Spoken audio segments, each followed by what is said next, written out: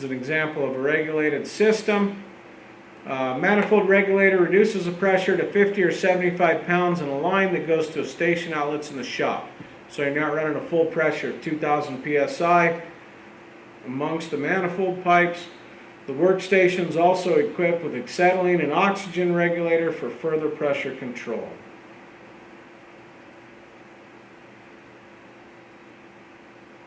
So this is a good example of an oxygen manifold.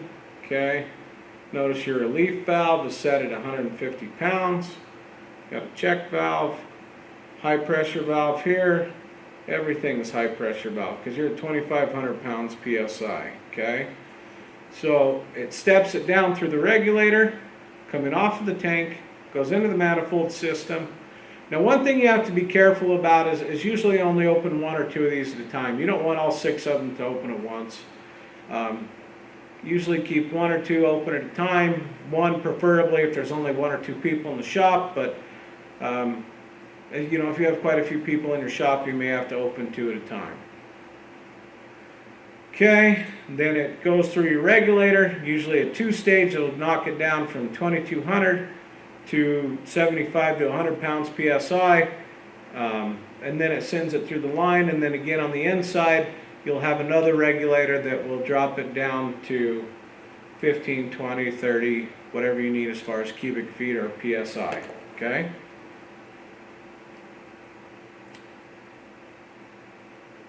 So real quick, the piping, the acetylene should be steel or wrought iron. Oxygen, you can use copper.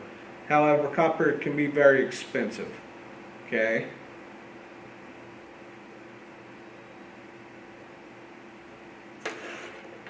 However, we talked about within medical gases earlier, copper is a smooth surface on the interior. There's less meal scale to become dislodged and float down the manifold line or the line with the oxygen. So most hospitals, everything is done with the correct type of copper tubing.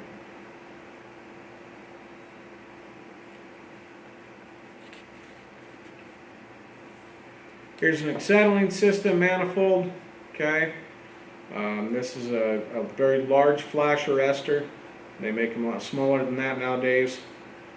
You have a vent tube, check valve as well, coming out of the regulator, check valve, and then goes through your flash arrestor and your water concentrator, and then to your distribution or your manifold system.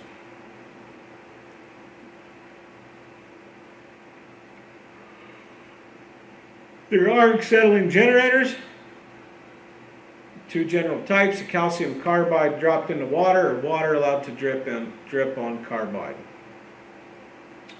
Let's talk about those. Carbide to water generators used to produce acetylene gas for welding and cutting. The water absorbs the heat given off by the chemical reaction, and gas is purified by bubbling through water.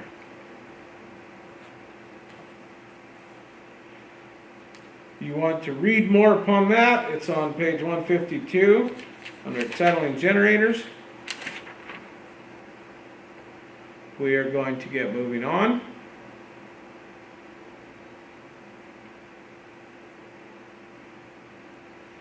Okay, required equipment.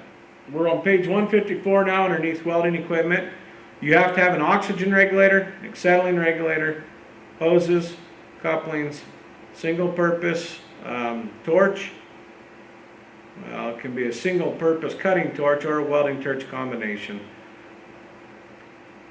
Cylinders and a cart for portability, flash arresters and check valves, a flint lighter or a spark lighter to ignite your torch.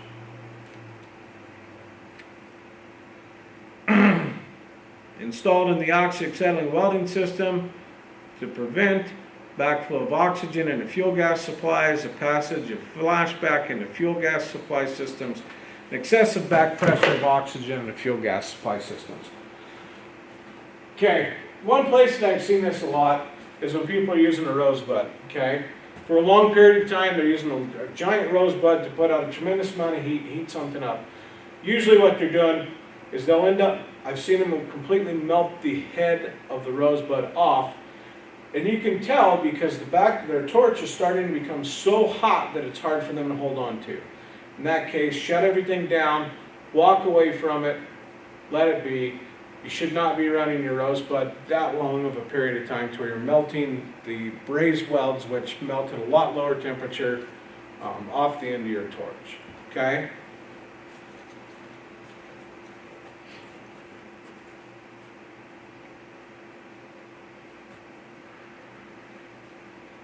Protective equipment.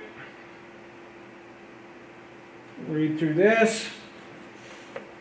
Equipment setup. You know, we've talked about a lot of this at this point. Okay, pressure regulators.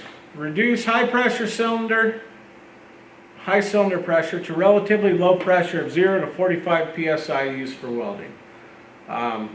Maintain pressure without variation during welding, so that way your flame remains steady and you can have a lot nicer weld bead or cutting operation. 2 pressure gauges mounted on the body of the regulator. One shows pressure in the cylinder, the other pressure of the gas being supplied to the torch. So in a good example here, if you also notice real quick before you get into that, notice how this is a female thread and this is a male thread, okay? That way they cannot be exchanged. If you look closely on this nut here, there's a groove put into it. That means it is a left-handed thread. So it tightens by turning it to the left or a counterclockwise position versus your normal nut over here is a female thread which would tighten going clockwise or a right-handed procedure. Okay? So the side closest to your cylinder is always, you'll be able to tell it has the higher pressure gauge, but the one closest to the cylinder is your tank pressure. So it'll be up around 2,000. Comes through here, that's your tank pressure, and then your regulator is going to step it down to what we call your gauge or your working pressure. Now your working pressure here, acetylene, you want to be around roughly 3 to 5 will get you for the majority of what we'll be doing. Oxygen, you'll usually be from 30 to 50 for the most part for what we'll be going. The higher the steel, the bigger the tip. We're going to increase both.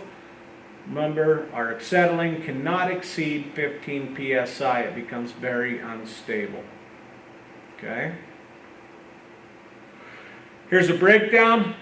The adjusting screw can help adjust your fine detailed pressure. So you can use this screw. You can turn this on, and if this screw is backed out to where there's no tension, you'll have 0 pressure. You slowly turn this in as you watch your gauge rise. That is where you want to set it. When you're done, back this off to where you don't feel any pressure on it anymore before the next startup as well. Okay?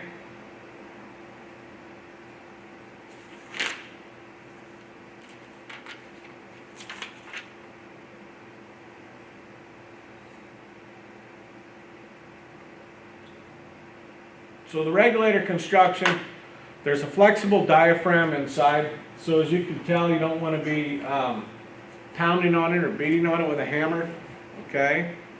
You want to make sure that you are respectful. Don't use a wrench to torque it closed or to increase the pressure. If you have problems like that, then we need to send the regulator in and get it checked out.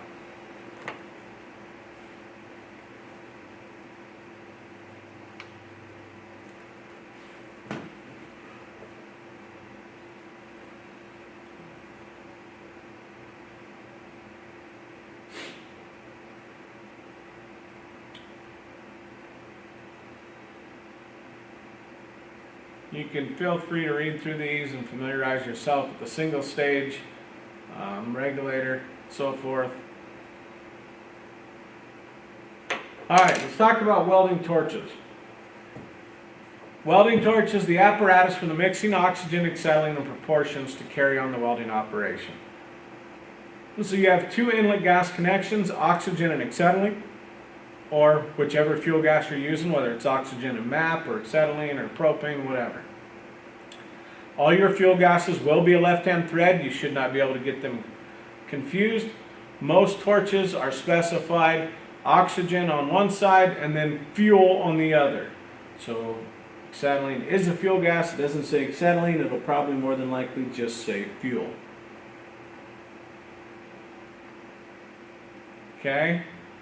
So right here is our acetylene cylinder, or acetylene chamber. Here's our oxygen chamber. Here's a breakdown of what happens here, and this is a welding tip, not a cutting tip. Okay. So here's your fuel gas of your oxygen. This is a detailed drawing here of this breakdown. Okay, so the acetylene's coming out in these several 6 different spots. It's coming through, disperses nice and evenly, and then the oxygen joins it, comes down your main tube, and then it'll create a nice blue steady flame. Okay? You don't want your mixing to be right here at the end, because then you can have erratic changes in pressure and so forth. You want them to mix a little ways back so they stabilize before leaving the torch tip.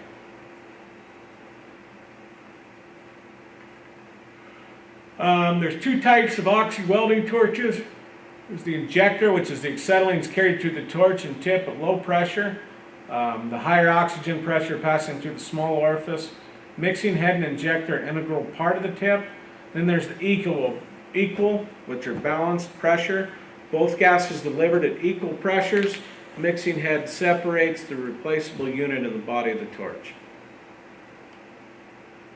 So this is the injector type. This is typically what we're going to be seeing. This is the balanced pressure type, which will do just running down the entire length of the tube of your torch body. Okay.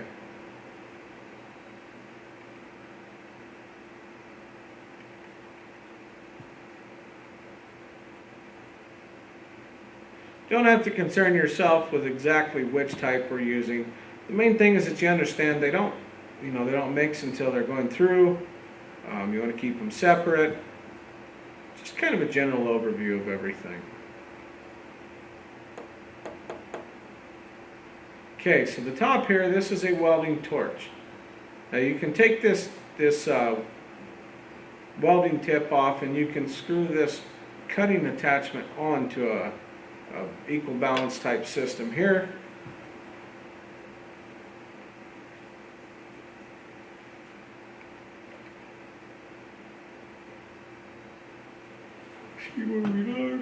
Okay, real quick, let's read from the book. Page 159, right-hand column under torch tips. 1, 2, 3, 4, 5, 6 sentences down in the middle. It starts out, the most common system consists of numbers that may range from 000, to a 15. So when we see 000, we call it an aught. Okay? 000 to 15.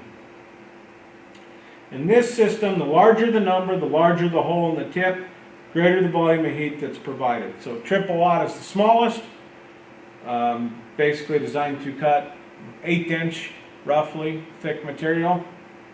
Number 15 would be a very large head, be designed to weld or cut a several 1-inch thick steel type of material, a tremendous amount of heat input.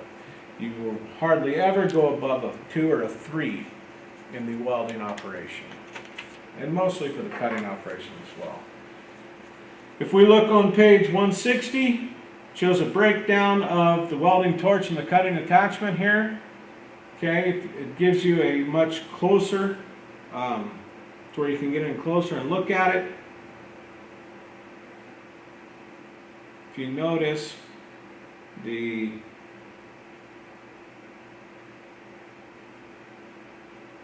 fuel gases are coming in. There's a lot of moving parts within a torch body.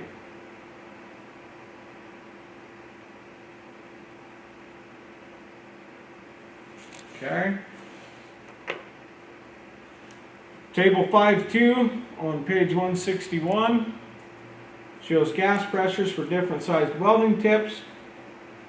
Gives you a direct correlation to the tip number. So if you look over there so this is for welding tips, not cutting.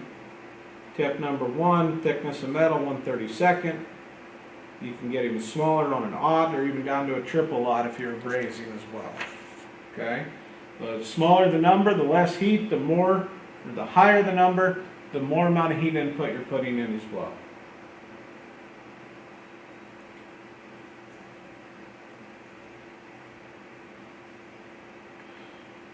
Torch tips, there you go, triple aught to a 15. Mostly made of pure drawn copper, okay? Copper has a nice even coefficient thermal expansion, withstand the pressure and the heat very well without distorting and warping. Okay, at some point I will show you how to clean the tip. Okay, this is the most important part right here. Do not remove the tip of pliers. Anytime we are dealing with this, they're the brass pieces. Do not use channel locks, do not use vice grips. Use the correct torch or the correct wrench, okay, the correct size wrench. Even if you're using an adjustable wrench, or commonly known as a crescent wrench, that is much better than using a pair of channel locks or vice grips. You'll round the edges off and then you're in trouble, and those are very expensive pieces of equipment. Okay? When you're using the cleaning tips here, you insert the correct size tip into the end. You use it like a tip cleaner, like an old pipe cleaner when we were kids. You do not use it as a hammer, and you make sure that you don't push it in. They're easy to bend and they break off very simple. If you need to, start with the smallest size, then try the next bigger size. If they do not go in on the smooth surface, there's no use pushing them into the serrated edge that helps clean. Gas economizer, for the most part, you're not going to see anything like this.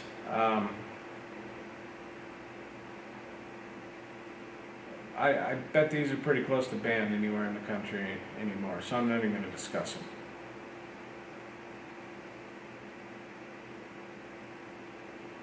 Oxyacetylene hose, okay, they're specially manufactured for a purpose. They resist internal wear, flexible so it does not interfere with the welder's movement, able to withstand abrasive wear on a job.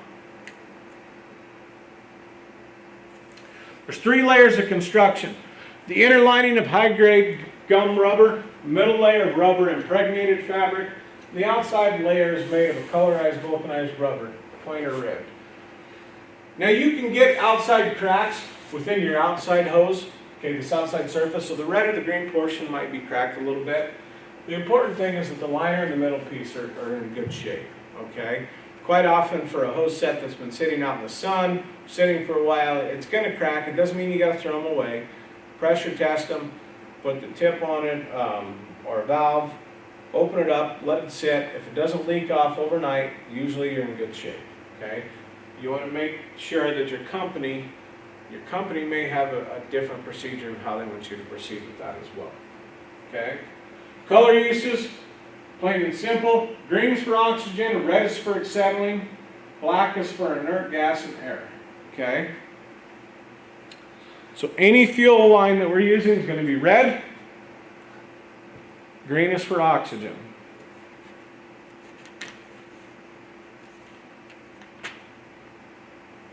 Different sizes available. Naturally, you have to think what type and what size, how much fuel gas or volume are you going to be using. If you're welding with a number 15 tip, you're probably more than likely going to be needing a 1/2-inch size hose. If you're commonly going to be doing smaller material, 3/16 to 1/4 is usually fine. The most standard one is 1/4 and 3/8.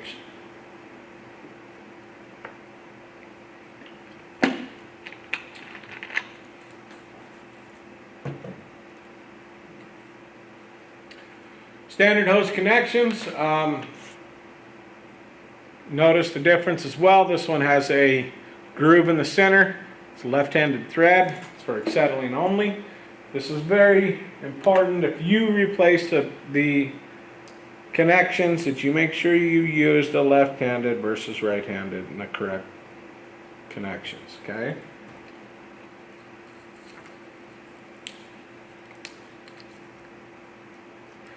Care of hose, the biggest thing that hurts hoses are housekeeping within shops. People dropping things on them, they're swinging around to where they're burning holes in them. Somebody else is throwing flames or hot metal over top of them. Just think of where your wasted material, your burnt material is going. Make sure you're not burning a hole in it on top of that. Very important right here. Do not attempt to repair the hose with tape, okay? Make sure that you use the proper equipment. It might work fine for you, but if somebody comes behind you and it costs them their life, that would be very frustrating for all of us, okay?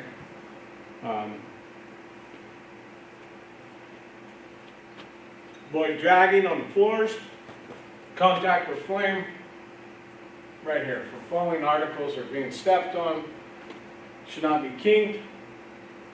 Don't use them to lift things up as well, okay?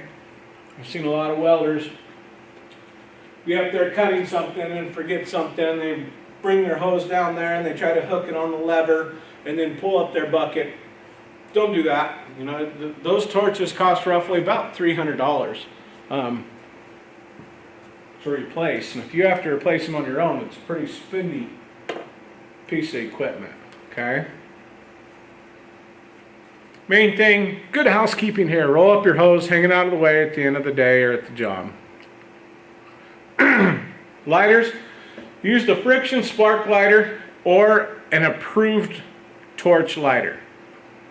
Never use matches and never use a Bic lighter, okay? Or a handheld lighter, a smoking lighter, so forth, okay?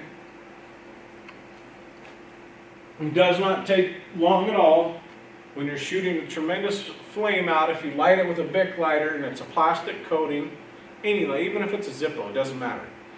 Zippos were a long time considered to be the safe choice because they were metal contained, they were sturdier. Don't do it. Use the correct approved flint lighter, or now they have, well, not now, they've had them for a while, but like a spark lighter that you pull the trigger and it'll, kind of like for your barbecuers, you can use that as well. But make sure they're correct, the correct type as you're lighting your torch.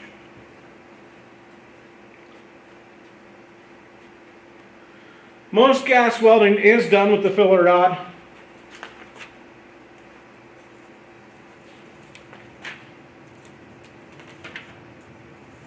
Okay.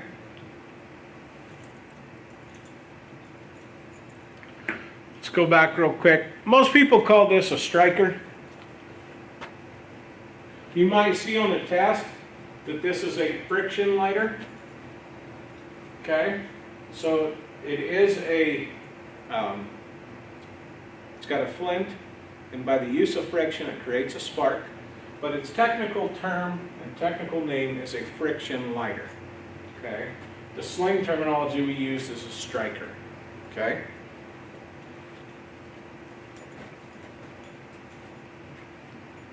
Filler rod. Most gas welding is done with the filler rod. Provides additional metal to form larger weld bead. Many diameters are available. Bundles of 50 or 100 pounds. Boxes up to 300 pounds net weight. My goodness, I've never seen a 300-pound box. Usually, you know, 10-pound boxes or so. Steel rods, they're copper coated to prevent rusting. Some aluminum rods are flux coated. You can braze aluminum as well. Aluminum, steel, brass, so forth. We can use oxy-fuel welding with many different types of materials. Okay, both ferrous and non-ferrous materials.